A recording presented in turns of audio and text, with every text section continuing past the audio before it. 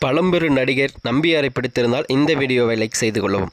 பழம்பெரு நடிகர் நம்பியாரின் மகனை பார்த்துள்ளீர்களா? அவரது புகைப்படமானது இப்போது இணையதளத்தில் பெரும் வைரலாகி வருகிறது. வாங்க வீடியோவை முழுமையாக காண்கலாம். தமிழ் சினிமாவில் ஒரு சில நடிகர்களின் பெயர்கள் எப்போதும் நிலைத்து நிற்குமாம்.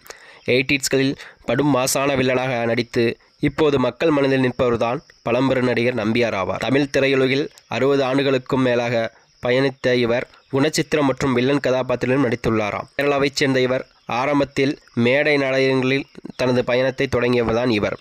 வில்லன் என்று சொன்னாலே அந்த லிஸ்டில் முதலில் இவர் பெயர் இடம்பெறுமே என்று கூறலாம். அந்த அளவிற்கு மிரட்டியவர்.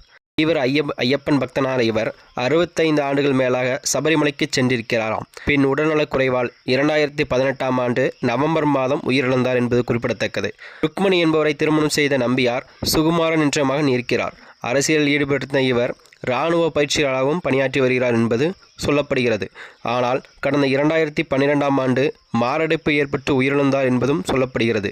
இவருக்கு 2 மகன்களும் இருக்கின்றனர் என்பது சொல்லப்படுகிறது. மேலும் நடிகர் நம்பியார் இவ்வுலகில் இல்லாவிட்டாலும் அவர் நடித்த சில திரைப்படங்கள் இன்றளவிலும் மக்கள் மனதில் நீங்கா இடம் பெற்றிருப்பது என்பது குறிப்பிடத்தக்கது. இதுபோன்ற வீடியோக்களை தெரிந்து கொள்ள நமது சேனலை சப்ஸ்கிரைப் செய்து கொள்ளவும். நன்றி, வணக்கம்.